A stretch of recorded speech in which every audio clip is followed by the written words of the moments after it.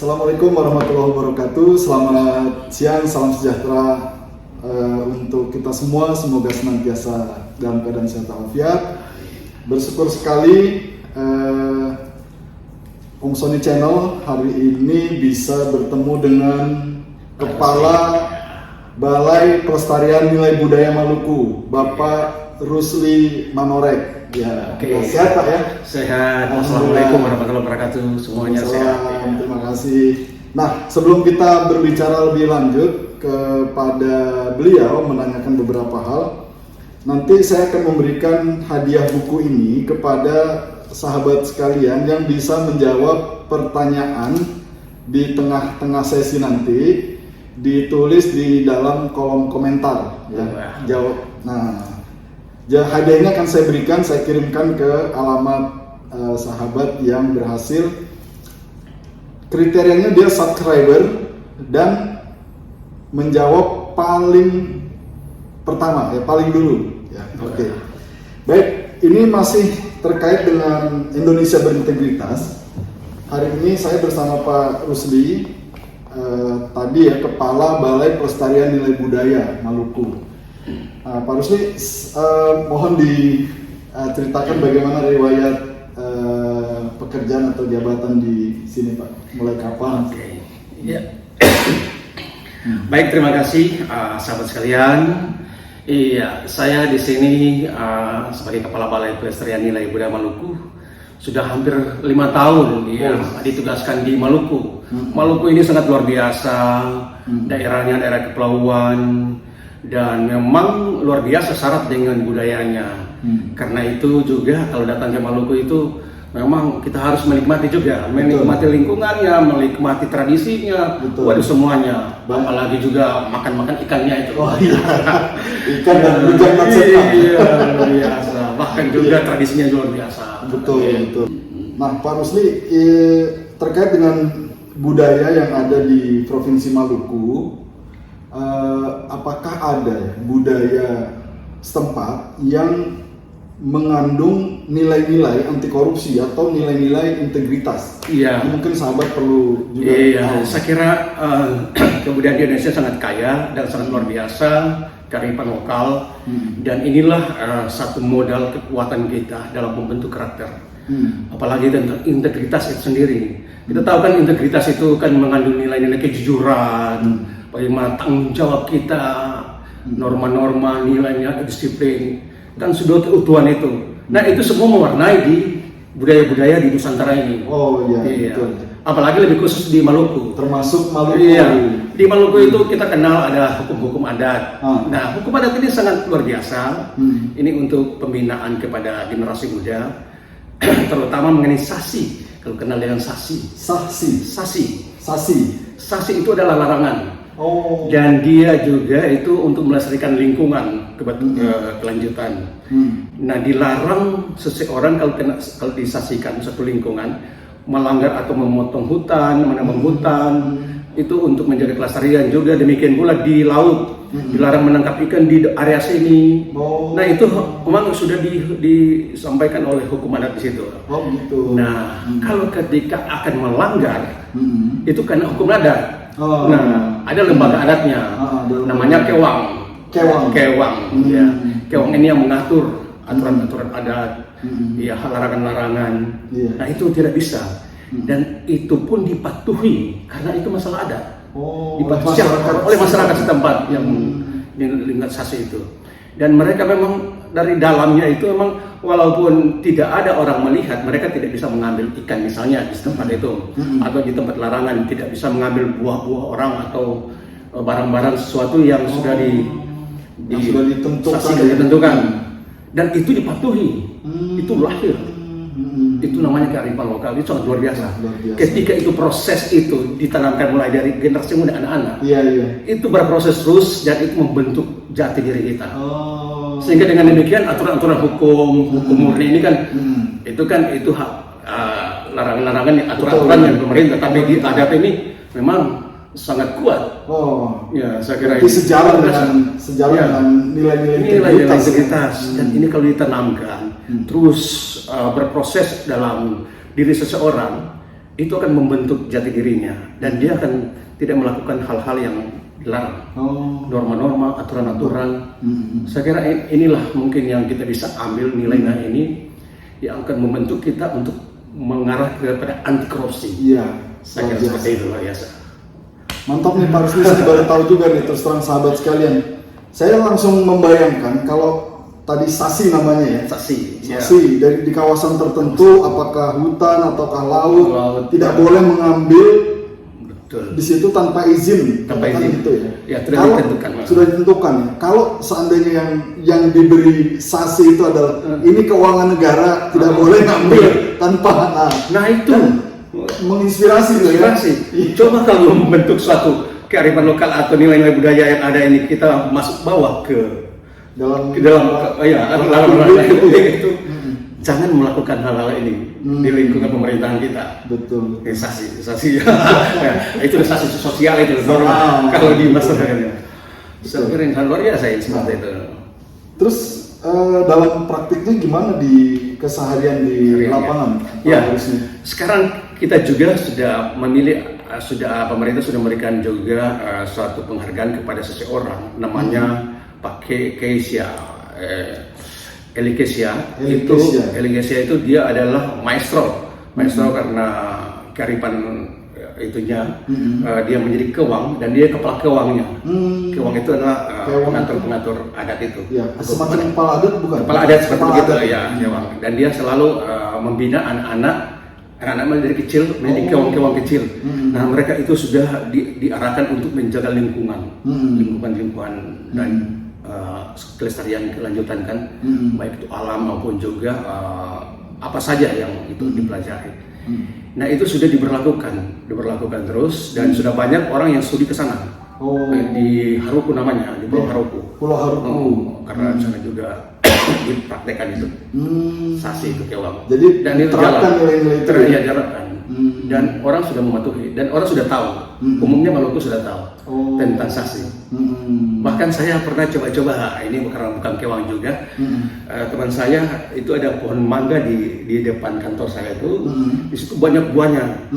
Ada teman saya sudah coba kita coba sasi diikat situ supaya jangan juli ambil, dan sudah masuk ambil semuanya. Jadi nggak ada yang ambil wajib sasi. Tanda sasi jangan ambil dulu, belum matang. Padahal buahnya gampang diambil. Oke. Sehingga pada saat ternyata dibuka, sama-sama kita menikmati. Demikian pula laut, ikan yang disasi. Sehingga pada satu saatnya bisa. Praktiknya gimana sih itu Pak, sasi itu? Ya sasi itu itu kan sudah ditentukan oleh kewang. Kewangnya menentukan satu kawasan ini. Iya, kemarin itu selesai sasi laut ya, sisa di Haruku itu sudah beberapa kali. Jadi selama sekian bulan itu jangan menangkap ikan di sekitar sini. Kalau mungkin menangkap para nelayan itu silakan di luar area tersebut. Nah, di sini mungkin ada produksi ikan yang mungkin akan berkembang. Dan pada suatu saat nanti akan dibuka sasi dan sama-sama akan dimati. Dan itu sudah proses adat. Dan itu dilakukan pada saatnya ketika akan dilakukan buka sasi, itu sangat melimpah. Wah, luar biasa itu, ya. Itu artinya dan akhirnya dinikmati bersama. Itulah. Dan sasi itu kan bukan hanya di laut. Bisa di hutan, bisa bahkan Bapak melakukan di kantor ya, mangganya di sasi ya. Coba kita perlebar lagi, sasinya di kantor lagi dari sisi apa? Misalnya. Ya betul. Dari kalau dikaitkan dengan anti korupsi. Anggarannya di sasi, nggak boleh ngambil tanpa hak. Dan ada aturan-aturannya. Jangan melanggar aturan dan kayak gini kan. Betul. Mekanisme itu dipakai. Dan masyarakat patuh itu. Dengan sendirinya patuh, karena itu memang lahir daripada kepercayaan mereka, kepatuhan adat itu sendiri. Iya. Selada. Gitu. Itu luar biasa. Kira kalau diterapkan. Iya. Nah, gitu. Kalau seseorang melanggar, gitu katakan, ini ada satu area, katakan laut lah, kalian tidak bisa ambil ikan di sini. Nanti kalau dibuka sasinya baru boleh.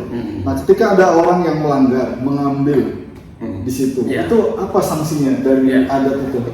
Memang sebelumnya kan para kewang-kewang ini kan sudah melakukan rapat, sudah melakukan aturan-aturannya. Ya, sebelum menetapkan ya. Dan itu diumumkan masyarakat semua tahu.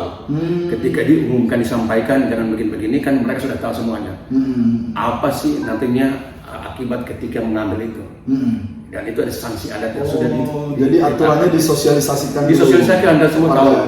Seluruh warga atau penduduknya ya. Gitu juga kita harus mensosialisasikan terus aturan-aturannya nanti.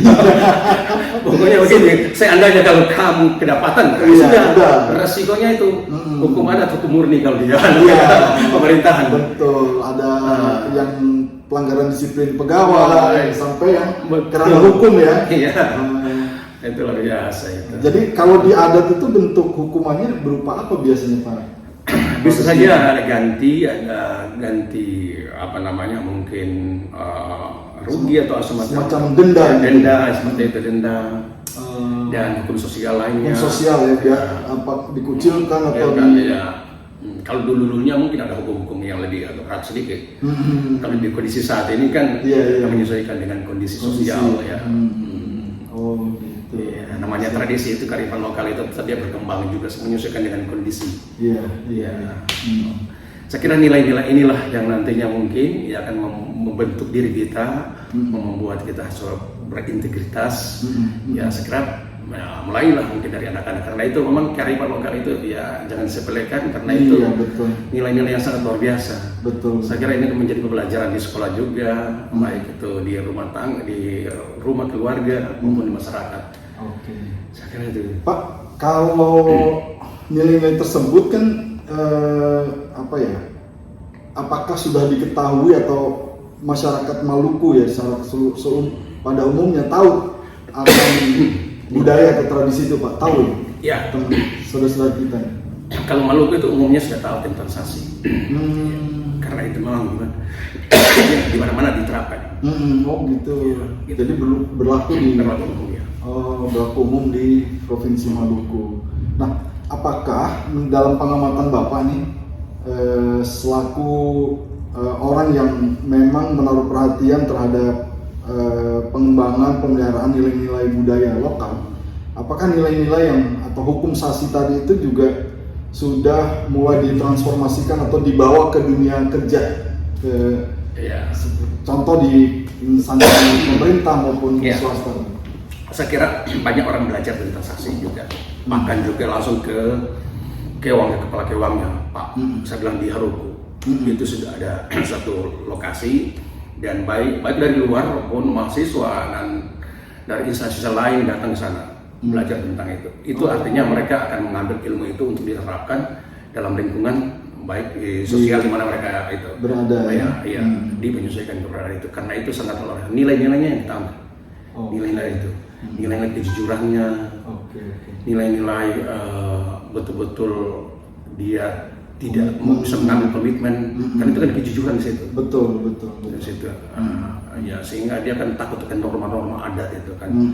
Dengan demikian kan di situ bisa diterapkan dalam kantor, di mana kita kerja, kita ngambil nilai-nilai itu, karena itulah yang akan membentuk kita untuk memotivasi kita bekerja, dan itu punya semangat itu bagaimana mereka melestarikan lingkungan supaya dia berkelanjutan, tidak rusak, bagaimana juga ikan-ikan ini supaya tetap terpelihara, dan bagaimana juga yang punya orang jangan diambil. Itu nilai-nilai itulah yang benang merah itu yang kita ambil dalam pembentukan karakter jati diri kita, implementasikan dalam beraktivitas berbangsa dan bernegara. Saya kira luar biasa ini. Luar biasa. Ternyata sahabat sekalian, kita juga alhamdulillah jadi tahu kan budaya Maluku ternyata ada itu sasi, dan ini saya pikir nilai-nilai universal yang tentu berlaku juga di mana saja ya. Kita tidak boleh mengambil hak yang memang nyata-nyata dilarang oleh pimpinan atau oleh institusi ya. Baik,